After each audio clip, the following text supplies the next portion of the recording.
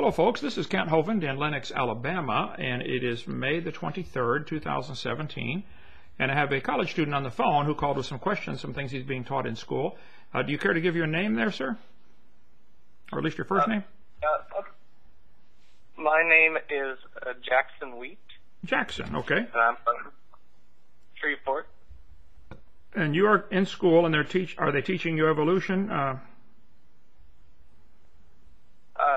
Yes, sir. The evolution is one of the class evolution is a junior course. We get an introduction to it in the second semester of freshman year. Okay. Well, thank you, Jackson, for letting me record this for our YouTube listeners, and maybe it'll help some other people. You had some very interesting, perfectly fair questions. I hate to make you do this, but would you like to start over which questions you had, and I'll be able to give my answer to them. Okay, that's perfectly fine. So I think we both agree that natural selection happens and that it only selects from the existing genetic pool and doesn't add itself any genetic material. Correct. Yeah, on my video number 4 of my seminar series, I talk about that. Natural selection simply selects. Suppose you decided you want to create a population of people 30 feet tall.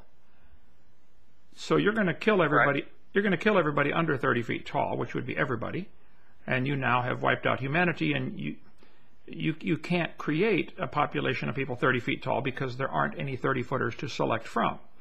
However, if you wanted to create a population of people that are 7 feet tall or more, you probably could do that. Go around the world, find all the 7-footers, and everybody else, you kill them, and let those 7-footers breed. And out of their children, a large percentage may be over 7 feet, and so then you kill those under 7. You do that 3 or 4 or 5 generations in a row, and you now have a population of 7-footers. This is what farmers do with their cows or their corn or their soybeans or anything. They select a particular trait that they want, and they select it out of the population.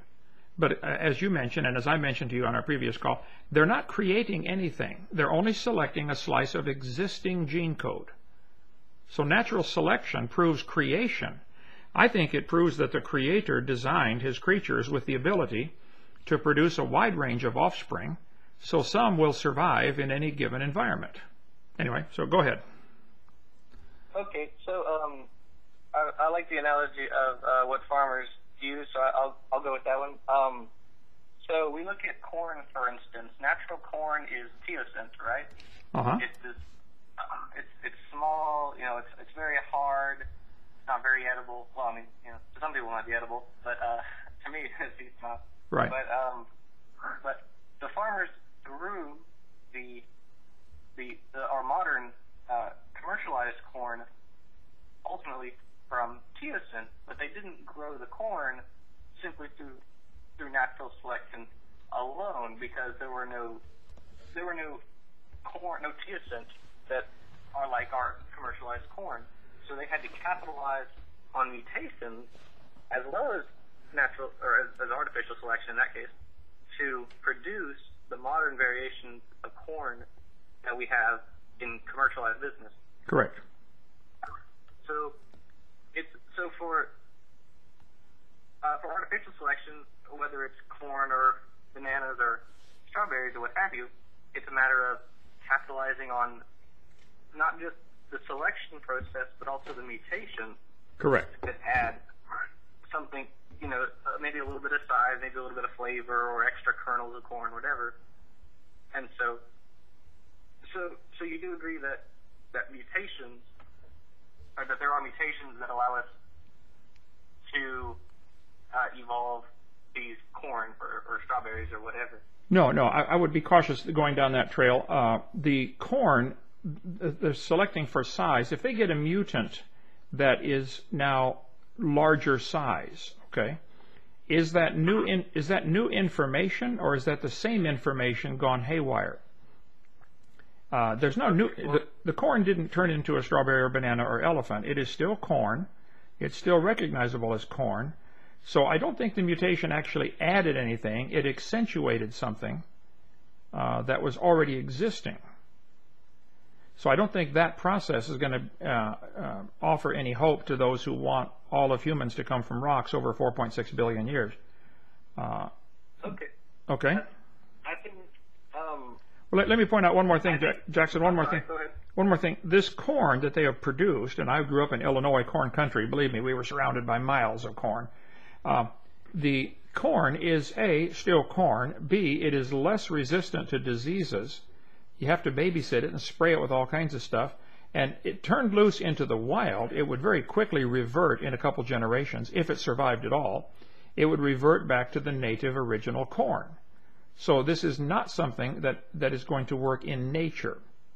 It might work in a farm or in a laboratory where they can babysit it and keep it alive, but it has lost its disease resistance, it's lost its resilience, it's lost its toughness. I think there's a couple of other phrases that farmers will use for plants that are able to survive, without their help. So that example, if it were true that the corn has indeed evolved or mutated and created something new, if it were true, and I'm not saying it is, that is only one of about 40 quadrillion examples you would have to come up with to turn a rock to a human over 4.6 billion years. Okay, so I think, and it's probably my fault, but I think we are talking about two different types of mutations. I think we're on two different sort of wavelengths when we talk about this. Okay, go ahead. Okay, I agree with you completely when you say that it's built upon, that mutations are built upon the existing genetic material. I completely agree. Elephants don't, just come out of rocks magically or what have you. I agree. Right. But every variation, every mutation is adding to what's already there. And so when we pull those away, when we look at these mutations, over time we see a sort of family tree arising from these mutations, or from pulling them away. We see, okay, this mutation resulted in this lineage, and we see this mutation resulted in some other lineage. And so I agree, they are starting with a pre-existing material, but they are still adding information, I guess.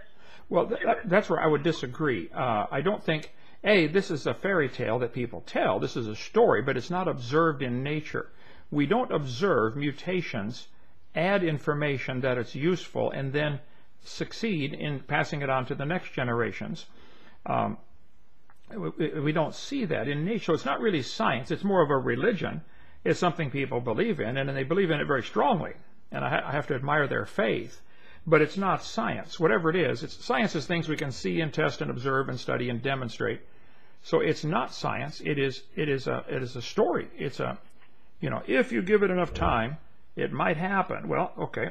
We've had farmers raising cows and pigs and corn and chickens and everything else for generations, thousands of years. And all we've ever seen is chickens produce chickens and cows produce cows. And if you get a mutation that's too far from normal, it dies. The second problem you have is if you did get a beneficial mutation, like you're mentioning here, I don't think there's an example of one. But if there was one, now you got a gigantic problem of who does this one marry? You got to get two mutations, identical, in the opposite sex, at the same time, in the same place. They got to find each other and be interested. Well, that's not really how sex works. But it's not so much about two getting the same mutation at the same time. It's about one.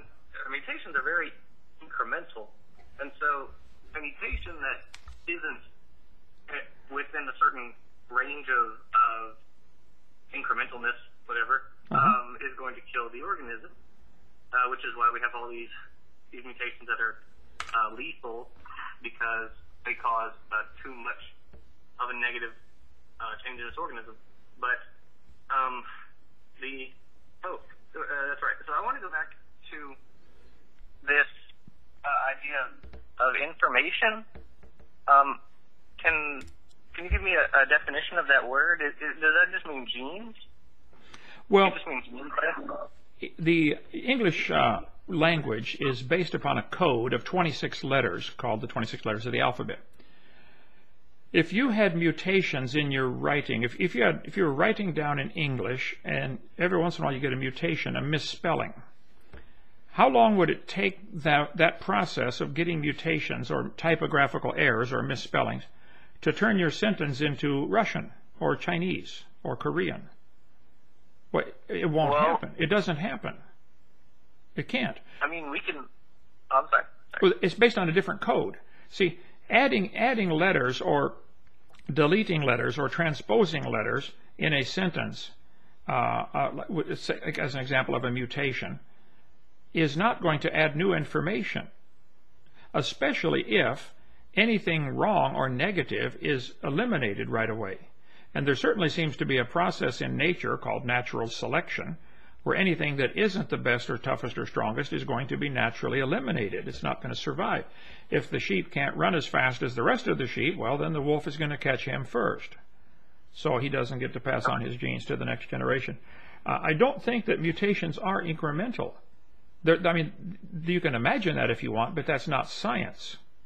It's something people imagine happening, and they tell stories about it, and they say, well, what if, and it's not science. Whatever it is, it's a religion, I think. Okay. So I guess we'll talk about the. You mentioned languages as you're talking about mutation. Well, we can actually see the evolution of languages. We can see the evolution from Latin to Old Castilian, which is the colloquialism of Latin, or colloquial language of Latin, to Spanish, for instance. And we can see the evolution, if you want to call it that, in such works as Don Quixote, which has elements of both Old Castilian, which is the Latin colloquial language, and Spanish. Sure. So we can see... Hold on. Let me give my input on that so far, and then you can go on. That is a poor example of using the word evolution, because that didn't happen by itself. There were a lot of intelligent people over the centuries who were making those changes. People in the last 100 years have come up with thousands of brand new words. I don't know that the word computer was in any dictionary 200 years ago. I don't think the word automobile was in any dictionary 100 years ago or 150 years ago. So, yes, we are our English language is evolving, if that's what you mean, but it's happening as a result of a lot of intelligent, or sometimes not so intelligent, input. So the Latin slowly evolving or morphing into the Spanish or any of the modern Romance languages, this is not happening by itself. It's happening because of intelligent input. That is not an example of what might happen in nature to turn a frog to a prince, or to turn a rock to a prince, which is what evolution really teaches. I mean, ultimately, you have to start with a rock. 4.6 billion years ago, the Earth cooled down. It was a hard, rocky crust. It rained on the rocks for millions of years, turned them into soup, and the soup came alive. And that first life form slowly became humans. I mean, that is exactly what the story says. I've got the textbooks. I'm surrounded by a library of these textbooks that teach that. So, I believe you. The changes that we see from Latin to Spanish is A, not going to help for the evolution of living forms. B, it's an example of intelligent input causing this to happen. Like the automobile turning into from the Model T to the Lincoln Continental. Well, that didn't happen by itself. A whole lot of engineers designed things and made them better. So that was an example of creation and intelligence. So I'm sorry, go ahead, I interrupted. No, that's fine. Well, I was just making the analogy with language. Right. That wasn't meant to be as, like this is a dead... A proof. It's not a proof. Yeah. So I was just making an analogy. As for the mutations, they are incremental.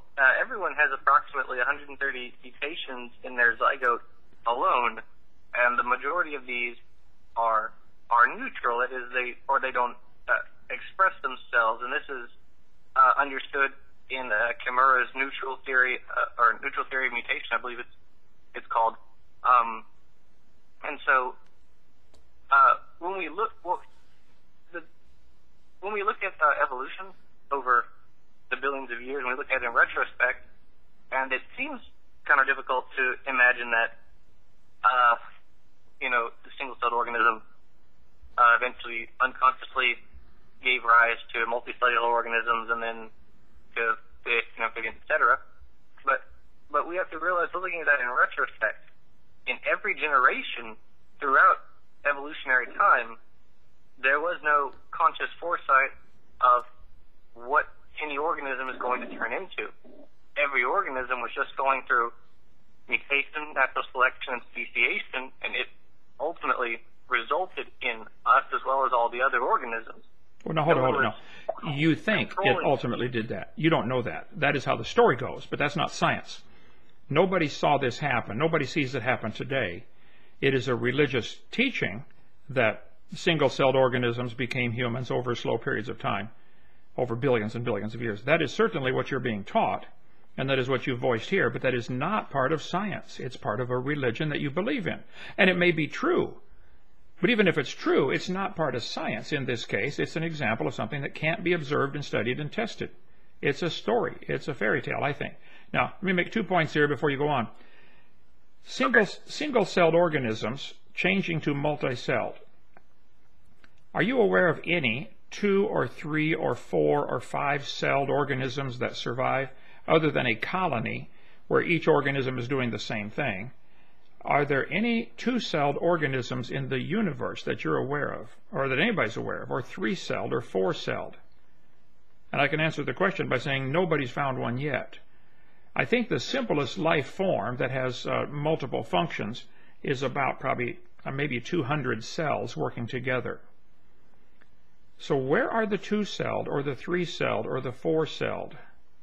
I mean, the human body is probably 100 trillion cells working together to do the functions that we do. So to say it went from single cell to multicellular is great to say. Those words roll off the tongue easily, but it's not science. Okay. And what's your second point? Now, secondly, you mentioned that we have 130 mutations in our zygote. I don't know that that's true, but let's assume that it is. I think it's more than that. Okay. None of these mutations are helpful that anybody's aware of.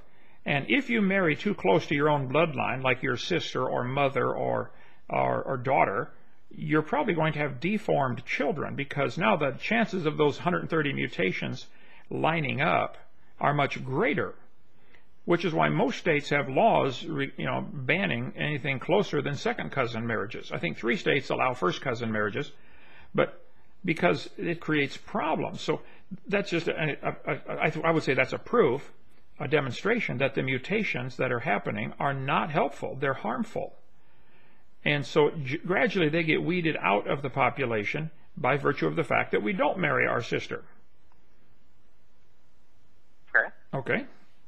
That would be the dominant and recessive genes that you learn in high school biology, that gradually things can be weeded out.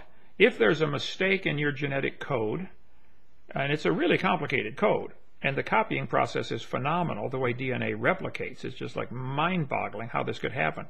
But it could be like a computer code or a language or anything else, and there simply are no examples of it being beneficial, and certainly plenty of examples of it being harmful or fatal. Go ahead. Okay. So I guess I wrote out kind of 3 things while you were talking. The first thing you said was that I just want to make sure that these are correct before I talk about them. I don't want to misrepresent what you're saying. Okay. You said science is direct observation and experimentation. The definition of science needs to be agreed on before you go too far in a debate like this, but I think most dictionaries would list science from the word "scire," which is the Latin, means to know. What do we know? And how do we know it? Well, we know things that we can observe, study, test, and demonstrate. That would be observational science. Now, there's another type called historical science. I know Abe Lincoln was President of the United States, even though I can't see him. So the historical science is not as credible, I guess, as observational science. but it's still credible up to a degree. But evolution is neither of those. It's not something we know. We don't know that animals turn to any other kind of animals. We know there are cows and bananas in the world today. I think that is part of science. We know that. We do not know that they had a common ancestor that was a single-celled organism, 3 billion years ago. We don't know that. We can think that if we want. We can believe that if we want. We can believe it very strongly. And we might be able to convince millions of other people to believe it. But that's not science. It's a religion in every sense of the word. So yes, I did give that definition of science, and I think if you look up any dictionary, unless they changed it in the new ones, go back and get some. I got some old ones here in the library. I think. Okay, go ahead. A systematic knowledge of the physical world gained through observation and experimentation. Would you say that's a fair definition? That is typically a definition that's given, something like that. Systematic. It's the accumulation of knowledge gained by observation, experimentation, testing. All right. Okay. Good. Okay. So would you consider inference part of the scientific method? Yes, we can certainly infer things, okay, but you start to lose certainty. I can tap on a block of wood and infer that it's probably solid wood all the way through. But I may, cut it in half and find out, oh no, it actually has, a hollow spot in it. Until I actually do scientific experiments, I wouldn't be able to say that my inference is the same as observational science. It may be, but we can infer what's inside the Earth by the S&P waves from earthquakes and tsunamis and things like that. How the waves travel through the crust of the Earth. I think it's a very reasonable inference and is probably true, but it doesn't rise to the level of first-class, provable, demonstrable science. Okay. Okay. Well, let me see. Okay, so we agree on the definition of science. We agree that science is about observation, experimentation, and inference. Those are all important to understanding the world. Okay, so in that case, I'd like to say that the reason that I accept that evolution has happened it's not because I was raised in an area where evolution is exceptionally supported, I guess. I mean, I was raised in Louisiana. There are creationists in my family. I've actually got several creationist books, believe it or not. One by Lee Strobel. I've got Did Man Get Here by Evolution or by Creation? From was it 1969, I think it is. And so I came to my understanding of evolution because of the inferences that can be drawn from all of the observational and experiments. And so these observation experiments come from biogeography, the fossil record, phobology, geology, embryology. Hold on. Slow down. Before you list all these, let's go take them one at a time. You're saying you came to this. I was just making a point about those are what have pushed me to accept evolution, but we don't have to get into those. No. I think you named them. I think we need to take them one at a time. Because I still wanted to get to the points you mentioned earlier about multicellular organisms and human mutation. Okay, but if you studied embryology or fossil record, etc., and those led you to the conclusion, I don't know if you've seen my video series or not, but I point out. No, sir, I haven't. Okay, there is no such thing as a fossil record. It doesn't exist. There are fossils, bazillions of fossils in the ground. That's not a question. But it's not a record. None of them talk. And none of them have a date. None of them have a date stamped on them. So somebody else is telling the story about what happened to form these fossils. Now, the story they're telling may be true, or it may not be true. But there is no such thing as a fossil record. There are bones in the dirt, lots of them. But that doesn't mean that we can tell exactly what happened.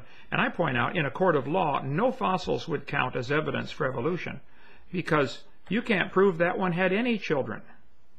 When you find bones in the dirt, all you really know is it died. You don't know it had any children that lived, or it had any children at all.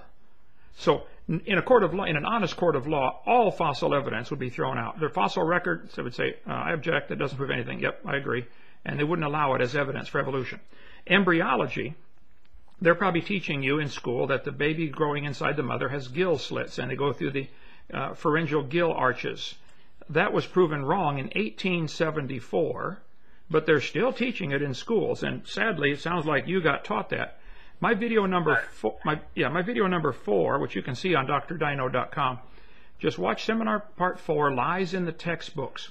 And I've got a whole section in there showing about embryology, how it was made up in 1869, proven wrong in proven wrong 6 years later, 5 years later, but they still teach it. I've got biology books, let's see, right behind me here. I can grab one. They're still teaching this, even though it's been proven wrong 130 years ago. It's not true. Well, okay, so on that, I want to say, I think you're confusing the drawing that Haeckel did, where he exaggerated the pharyngeal arches for. I actually have a biology textbook right here, Campbell 9th edition, where it's got micrograph pictures of these embryos. I mean, they didn't make up the micrograph pictures. No, that I agree. I might have. I don't know if I have Campbell's 9th edition or not, but I'm looking around my library here. I've got Campbell's. There it is over there. I'm not sure which edition it is. Okay, it is true that many creatures, as they develop in the mother, have what would be considered folds of skin under what is going to become the head. That is true. Okay, I have folds of skin in my elbow when I bend it. Also, I cannot breathe through them. I think that's kind of a mischaracterization of what these things are. What the textbooks aren't saying is that these are gill arches. It's saying these are homologous to the gill arches in fish. These pharyngeal gill arches in us, or pharyngeal arches, whatever you want to call them, they developed into our face, part of our neck, etc., our larynx, but they were homologous to the things that developed into gills in fish. Right. Let me explain that. Homologous, homo means same. Homologous means this looks like it might be the same thing. Okay. Well, I would say a watermelon and a what's that game they play? Rugby. A rugby ball look very similar. They're homologous. But no, that's not what. Yes, it is. Homologous means homologous is, you look at the fingernails, for instance. We have fingernails. All primates have fingernails. There are some strepsirrhines that have claws also, and they're kind of weird. But all primates have fingernails, and we all derive our fingernails, which are homologous, from a common ancestor. No. Jackson, stop right there. Could it be we all have fingernails because we have a common designer? Why would you say a common ancestor? That is not evidence of a common ancestor. Toyotas and Chevys have bumpers. Wow, that proves they all evolved from a skateboard. No, it doesn't. It's a common design. It meets a necessary function. You have bumpers on your car.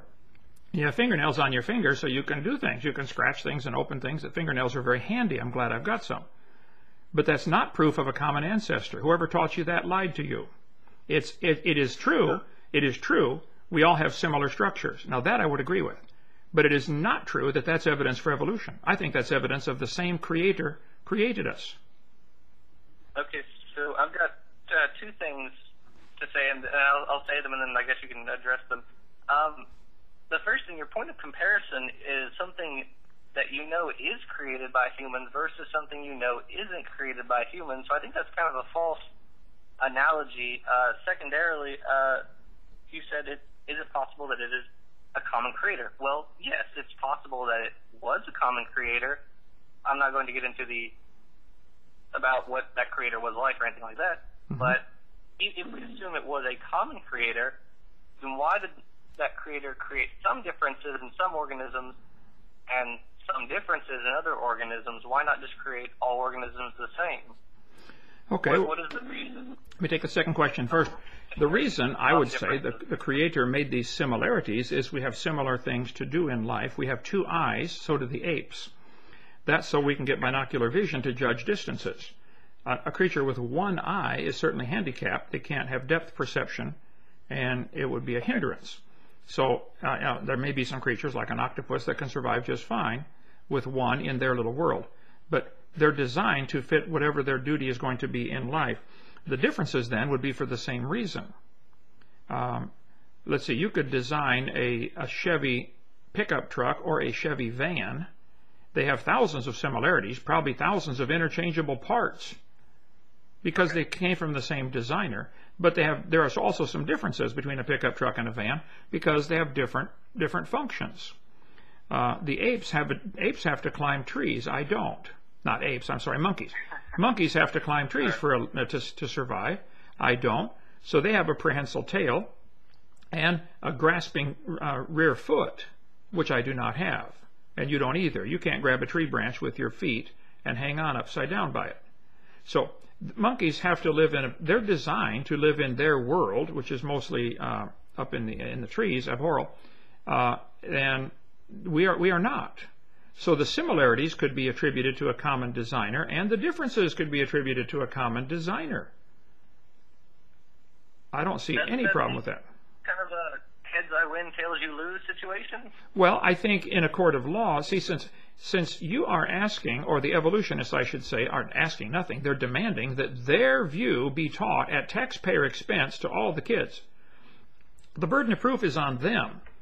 It's not on me. I'm not asking for my view to be taught. So it's not heads I win, tails you lose. The fact is, the similarities and differences could be a common ancestor or could be a common creator. So why are all of us paying for the common ancestor theory to be taught? A, that's not fair. B, that's not common sense. I don't think we should have public schools at all, but if we're going to have them, then certainly don't promote one person's religion over another. And the idea that we have a common ancestor because we all have fingernails, that is a religious belief. That is not scientifically observable. Monkeys are still producing babies, and they still have fingernails. And humans are still producing babies, and they still have fingernails. But we never see anything changing even closely toward the other kind. Apes produce apes, monkeys produce monkeys, gorillas produce gorillas, humans produce humans, squirrels produce squirrels. There are no exceptions. None. Okay. So, for one thing, I mean, I didn't say that common ancestry is proved because we have fingernails. I was just using that as an example. There are lots of other examples I could use. Right. And the point that I was making is that we have all these similarities with other apes, and we have similarities with monkeys, and we have similarities with mammals. I agree. And we also have similarities with reptiles and amphibians and fish, and we even have similarities with prokaryotic unicellular organisms. Oh, sure. And so when you look at the wealth of similarities, this hierarchy forms, and that hierarchy, just based on the morphological characteristics alone, is in the vast majority of cases shown to be true by genetics.